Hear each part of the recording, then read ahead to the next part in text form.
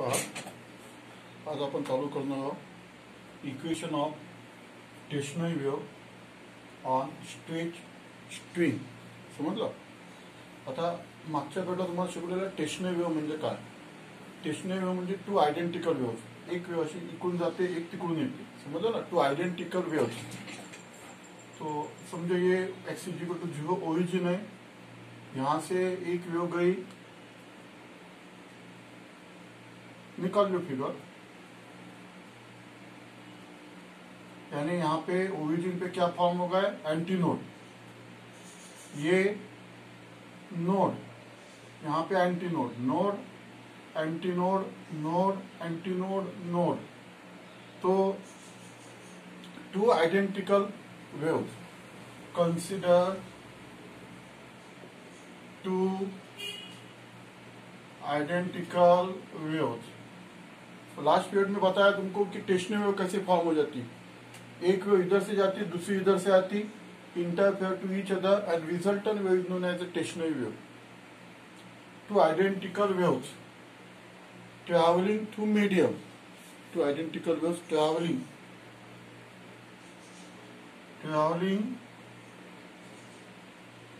through medium along same path in opposite direction.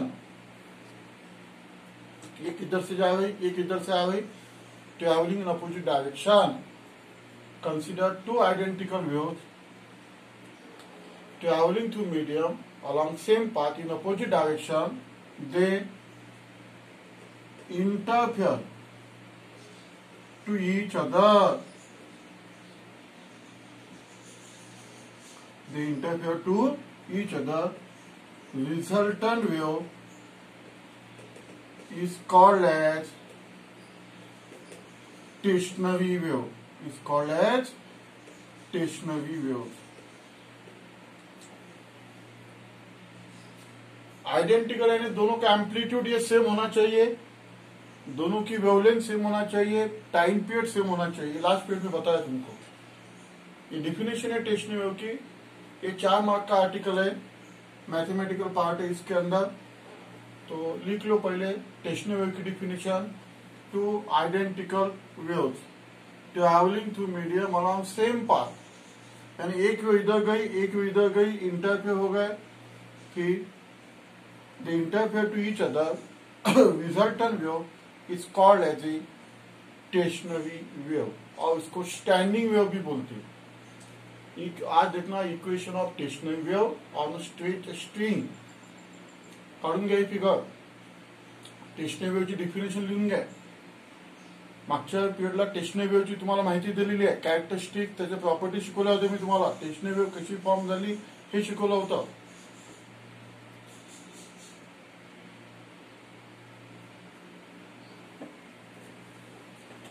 नंतर equation, अब equation लिखना है.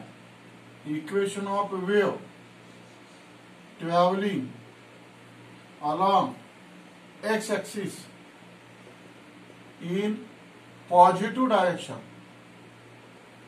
समझ में है ना? Along x axis in positive direction is given bye. देखो तुमको दूसरे पीरियड में पता लिखा के दिया था equation of progressive wave. Equation of progressive wave लिखा के दिया था. मालूम है क्या लिखा के दिया था? y equal to A sine 2 pi small T upon capital T minus x upon lambda. ये लर्न करने के लिए बोल दिया था. लैम्बडा यानी wavelength, distance between two successive crest is known as wavelength. T यानी पीरियड. टी यानी क्या? पीरियड. यानी एक ऑक्सीडेशन कंप्लीट करने के लिए जो टाइम लगता है उसको पीरियड बोलते. और ये यानी एम्पलीट्यूड. ये फॉर्मूला तुमको पढ़ाया था. Since n is equal to 1/t, ये भी फॉर्मूला पढ़ाया था तुमको. therefore y is equal to a sine 2 pi nt minus x upon lambda. सिर्फ उसको क्या करेंगे अपन, समझो ये इक्वेशन 1 है. एम्पलीट्यूड ये माइनस आएगा क्योंकि ये कौन सी इक्वेशन है, पॉजिटिव एक्स एक्सिस पे जा रही है, x axis in the positive direction, यानी जो वेव ऐसी जा रही इन द पॉजिटिव डायरेक्शन, ये फॉर्मूला, ठीक है। उसके बाद में the equation of wave travelling along x axis in the negative direction, अब इधर आ गई समझो, is given by ऐसे इधर आ गई समझो, पॉजिटिव एक्स एक्सिस पे जा रही है, निगेटिव पे जा रही है। अभी दूसरा formula y is equal to ये sine 2 pi n T plus x upon lambda, सिर्फ यहाँ पे प्लस करना पड़ेगा, ठीक है। इक्वेशन 2 तो ऐसे दो इक्वेशन बनाना पड़ेगा, दोनों आइडेंटिकल है, यानी एम्पलीट्यूड दोनों का सेम है, टाइम पीरियड भी सेम है, वेवलेंथ भी सेम है, सिर्फ यहाँ पे माइनस और यहाँ पे प्लस आ गए। ये इक्वेशन तुमको पढ़ाया था मैंने, equation of simple harmonic progressive का इक्वेशन ये डायरेक्ट लर्न करना पड़ता, 1/t is equal to n, ये वैल्यू डाल दो। तो this is the equation of wave travelling along x axis in the negative direction is given by, यानी जो इधर जा रही उसका इक्वेशन है, जो नेगेटिव डायरेक्शन पे जा रही उसका इक्वेशन ये, इक्वेशन 2। अब रिजल्टेंट बनाना पड़ेगा तुमको, resultant displacement is given by y is equal to y1 plus y2, a resultant displacement y1, इसको y1 कहो, ये y2 है, ये पॉजिटिव डायरेक्शन का y1, नेगेटिव डायरेक्शन पे आया y2, लिख लो फॉर्मूला, ये sine resultant displacement is given by y is equal to y1 plus y2, ये sine 2 pi n t minus x upon lambda plus y2, ये sine 2 pi N T plus x upon lambda, value टाकून दे, हे झालं y1, हे झालं y2, आणि resultant displacement is given by y is equal to y1 plus y2, हे दोन्ही किमतीचे टाकून दे।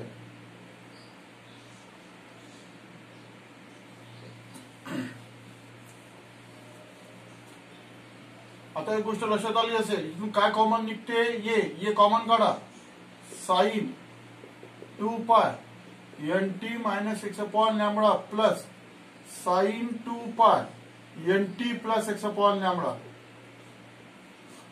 वरच्या स्टेप मधून पहा, इथं y1 ची किंमत ठेवून दिली, हे y2 ची किंमत ठेवून दिली, ये कॉमन काढला, इक्वेशन 3,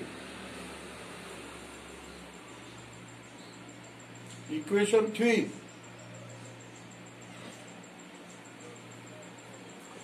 आता काय करा, वरच्या मार्जिन मध्ये फॉर्म्युला लिहा, sine C plus sine D,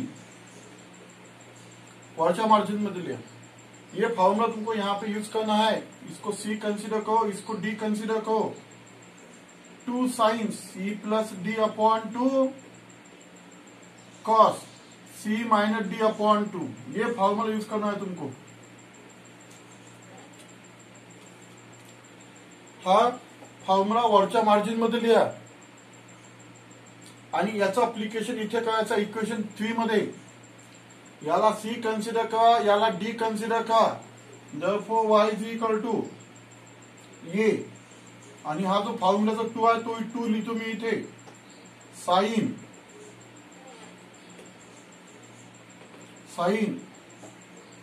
C plus D, म्हणजे याला सी, आता 2 पाय दोन्ही मध्ये कॉमन आहे, काढून घ्या कॉमन,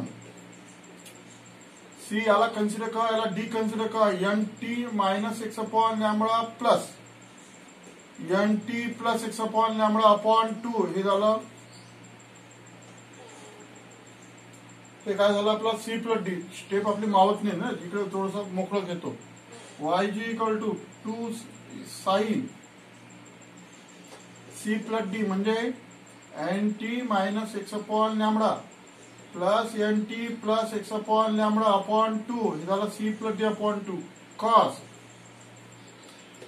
काय कॉस मग सी माइनस डी, हा सी हा D, n t minus x upon lambda minus n t minus x upon lambda upon 2 अशी आपली स्टेप तयार होगी। ये जो 2 है ये फॉर्मूले का 2 है, ये वैसे ही रखा मैंने, इसको सी कंसिडर का, इसको डी कंसिडर का, ऐसे स्टेप मैंने सॉल्व किया है। ये cos sine C plus sine D is equal to 2 sine C plus D upon 2 cos C minus D upon 2। ये फॉर्मूला लर्न करना है, ऊपर के मार्जिन में लिखना है और इसका एप्लीकेशन जो इक्वेशन 3 बना है वहां पे करना है।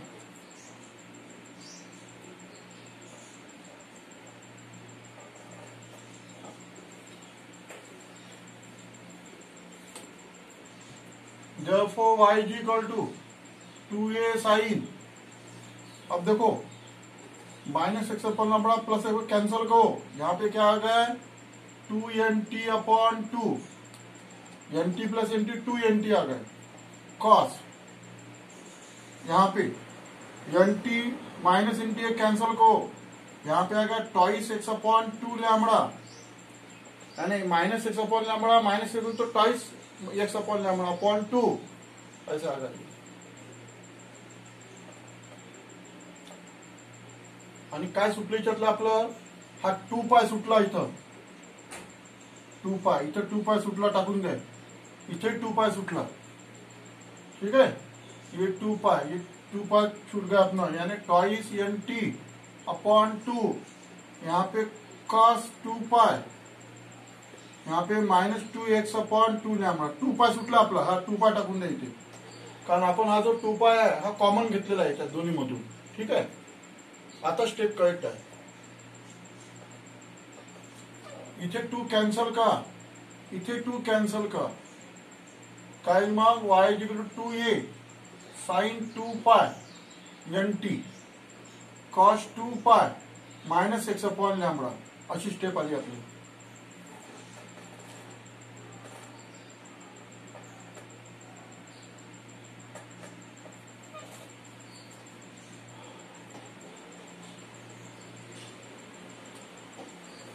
पहा नंतर तुम्हाला माहित असेल cos minus theta is equal to cos theta, म्हणजे याला आपण हे मायनस एन काउंट शकतो, देखो y is equal to 2a sine 2 pi N T into cos 2 pi x upon lambda, याला असं लिहू शकतो आपण।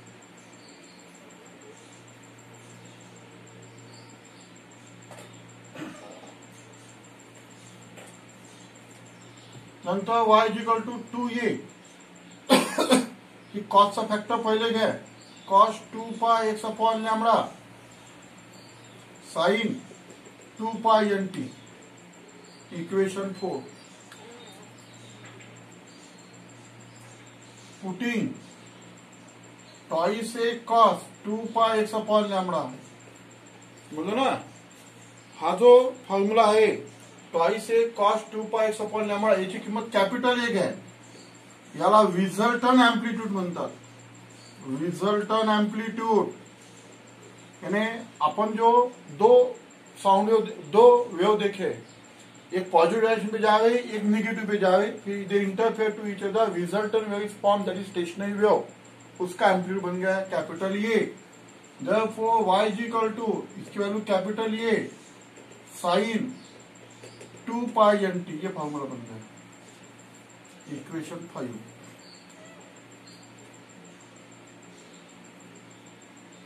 लिख लो मैथमेटिकल स्टेप्स,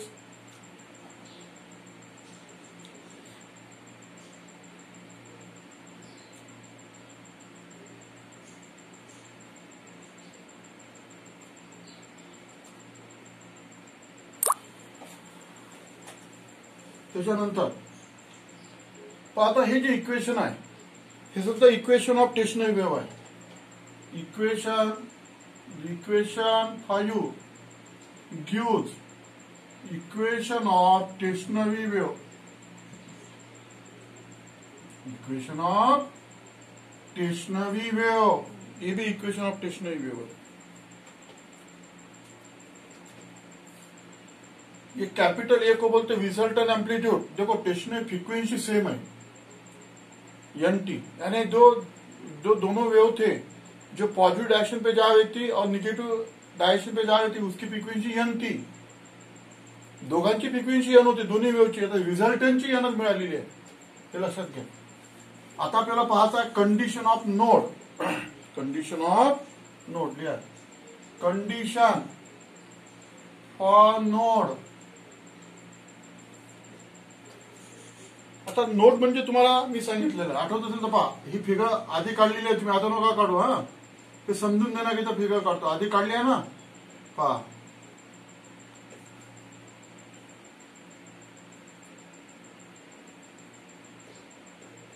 या पॉइंटला काय म्हणतो आपण? नोड. नोड जिथे अँप्लिट्यूड जास्त असते त्याला अँटीनोड. ठीक आहे, अँटीनोड म्हणतो आपण. नोड म्हणजे it is the point which is at rest which is having amplitude 0 किंवा मिनिमम. असा पॉइंट आहे की त्या पॉइंटवर अँप्लिट्यूड 0 असते, अशा पॉइंटला नोड म्हणतात. अशा पॉइंटला म्हणतात node. There are some points on string which having amplitude 0 is called as node, which called as node. असे जे पॉइंट्स आहेत की ज्या पॉइंटचा अँप्लिट्यूड 0 असते त्याला नोड म्हणतात. त्याला काय म्हणतात? नोड. म्हणजे resultant amplitude 0, A is equal to 0. ही कंडिशन आहे नोडची, ए इज इक्वल टू 0.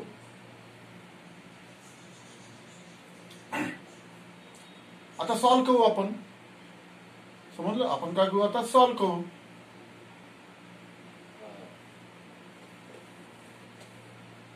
चला, एचा फॉर्म्युला टाका.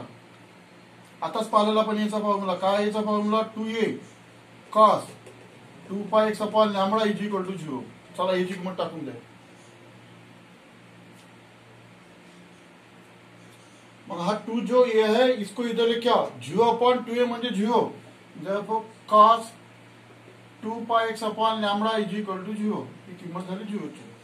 हा 2 इकडे आणा म्हणजे 0 होईल. आता बाजूला लिहा तुम्ही, वरच्या मार्जिन मध्ये लिहा cos 0 is equal to 1, cos pi by 2 is equal to 0, cos pi is equal to -1, cos 3 pi by 2 is equal to 0. किमती लिहून घ्या तुम्ही.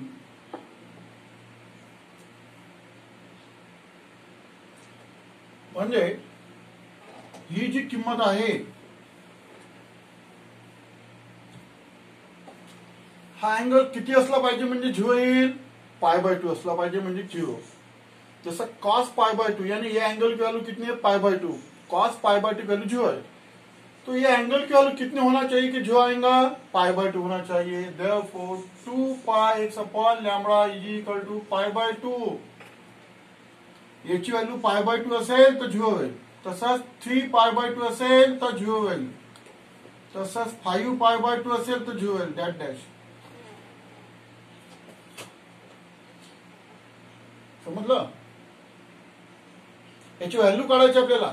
म्हणजे पाय बाय 2 असेल याची किंमत तर 0 भेटेल. 3 पाय बाय 2 असेल तर 0 भेटेल. 5 पाय बाय 2 असेल तर 0 भेटेल. नंतर काय कर, हा जो आपल्याला x therefore x upon lambda is equal to, ये 2 इधर लेके आओ. अब पाई जो है पाई भी लेके आओ. 2 पाई डिवाइड कर लो इसको. पाई पाई कैंसल, तो ये हो जाएगा 1/4. ये 3/4, ये 5/4. That dash. ये जो 2 पाई है ये डिवाइड कर लो इधर.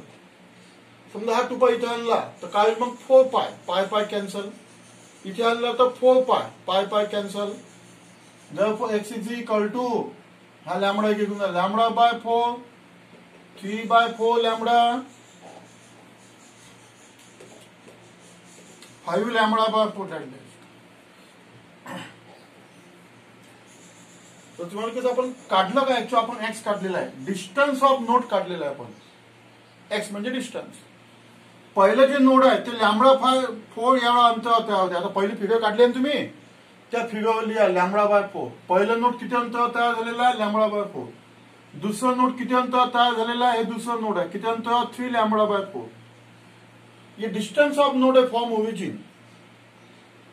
ये जो अपन ने निकाला है ये डिस्टेंस ऑफ नोड है फॉर्म ओरिजिन. पहिलं नोट λ/4 वर दुसरं नोट 3 λ/4 तयार झालेला इथे. समजलं. याला आपण असं लिहू शकतो x is equal to λ/4 λ/4 λ/4 common आहे 1 3 5. 1 3 5 ऑड नंबर आहे. या ऑड नंबरला असं लिहू शकता तुम्ही 2p - 1 λ/4 where p is equal to 1 2 3. ऐसा भी लिख सकते हैं. यानी p की वैल्यू अगर 1 रख दिया तुमने तो क्या होगा 2 × 1 2 2 - 1 1 λ/4.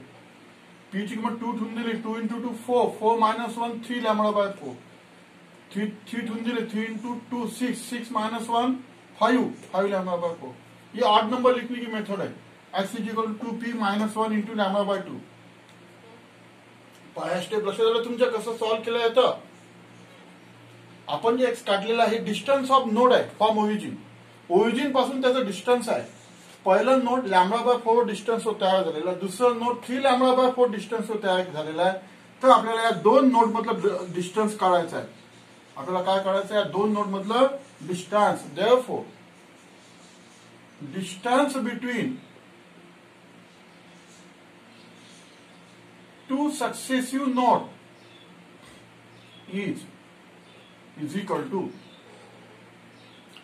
या दोन नोड मधलं आपल्याला अंतर काढायचं आहे. काय मग या डिस्टन्स मधून हे डिस्टन्स काय करावं लागेल -3 λ/4 λ/4 किती आलं मग 2 λ - λ 2 λ/4 म्हणजेच λ/2. म्हणून तुम्हाला कालच्या प्रॉपर्टी मध्ये शिकवलं होतं distance between two successive node is λ/2. दोन नोड मधलं डिस्टन्स हे λ/2 असते. याच्यावरून काढलेलं आहे आपण. काल तुम्हाला मी डायरेक्ट सांगितलं होतं डिस्टन्स बिटवीन टू, मागच्या वेळेला डायरेक्ट सांगितलं distance between two consecutive successive node is λ/2. ऐसा निकाला है वो. ये डिस्टन्स है पहला नोड दूसरा नोड तीसरा नोड. तो ये हो गई कंडीशन फॉर नोड. अभी अपने को कंप्लीट करना है कंडीशन फॉर एंटी नोड. वो condition for anti node. Condition for anti node, इसको एंटी नोड बोलते हैं अपन. यहां पे जो कैपिटल ये है ये एंटी नोड है. क्या है एंटी नोड की definition, there are some points on string at which amplitude will be maximum is called as antinode. चला एंटीनोड म्हणतात. is called as antinode. असे स्ट्रिंग ऑफ पॉइंट्स असतात की तिथे अँप्लिट्यूड 0 मॅक्झिमम असते. अशा पॉइंटला अँटीनोड म्हणतात. अशा पॉइंटला अँटीनोड म्हणतात. ये is equal to plus minus twice A. ये is equal to plus minus twice ए.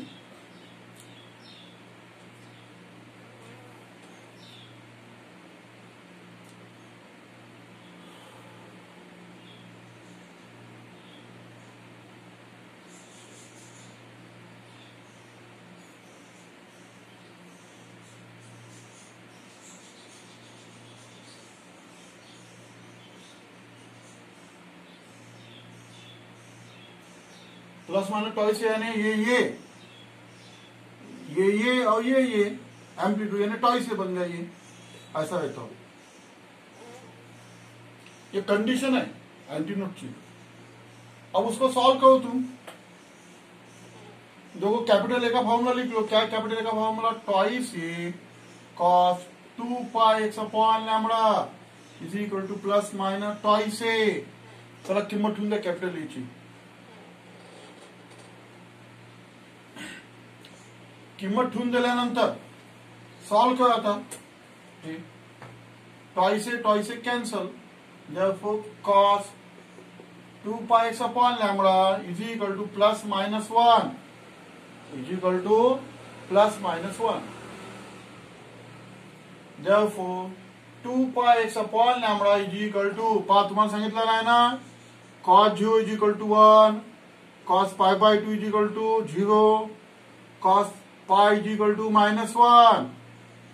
म्हणजे किती अँगल असेल तर प्लस 1 असेल, 0. म्हणजे याची किंमत 0 असली पाहिजे, याची किंमत पाय असली पाहिजे की मायनस 1 असेल पाय, याची किंमत 2 पाय असली पाहिजे.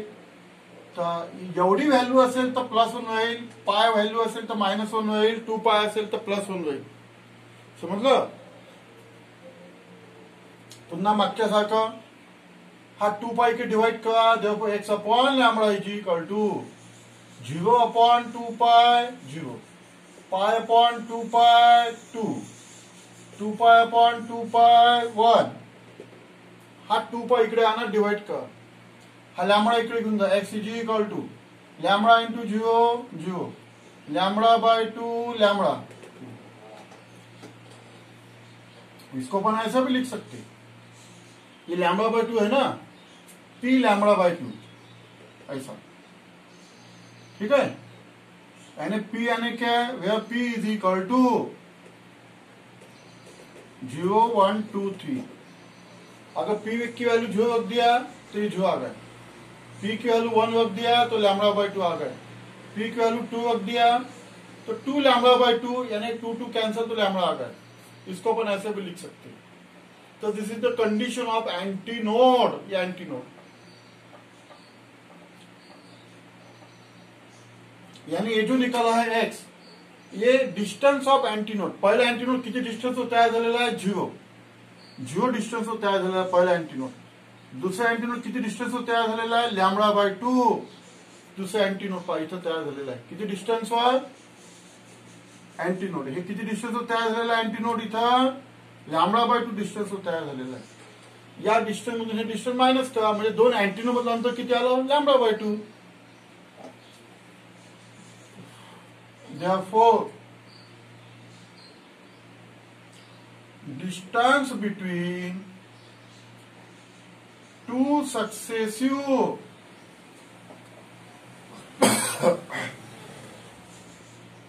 antinode is equal to, पहा या डिस्टन्स मधून हे डिस्टन्स मायनस करा, लॅम्बडा बाय 2 मायनस 0 म्हणजे लॅम्बडा बाय 2. दोन अँटीनोड मधलं अंतर सुद्धा लॅम्बडा बाय 2 असते, आणि आपण मागे पाहिलेल्या दोन नोड मधलं अंतर सुद्धा लॅम्बडा बाय 2 असते. म्हणजे नोड आणि अँटीनोड हे इक्वी डिस्टन्सवर असतात, सारख्या डिस्टन्सवर असतात.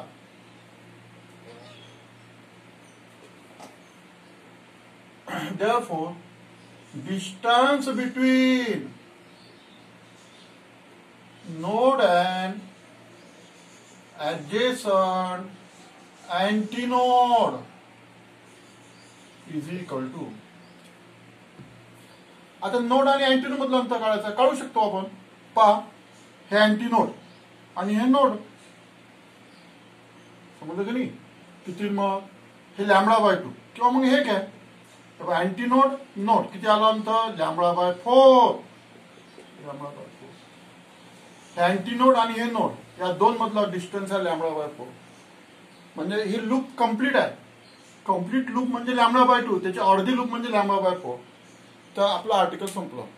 हे 4 मार्काचं आर्टिकल आहे. तुम्हाला परीक्षेत असं सुद्धा विचारू शकतात, show that distance between two successive node or antinode is lambda by 2, किंवा show that distance between node and adjacent antinode is lambda by 4, किंवा prove that equation of stationary. 4 मार्काचं आर्टिकल आहे, पूर्ण एक्सप्लेन केलेलं आहे.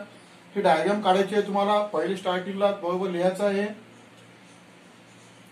पहिले दोन इक्वेशन मांडले आपण, y1 y2, मग y equal to y1 plus y2 ते सॉल्व्ह केलं साइन c प्लस d च्या फॉर्म्युल्याने.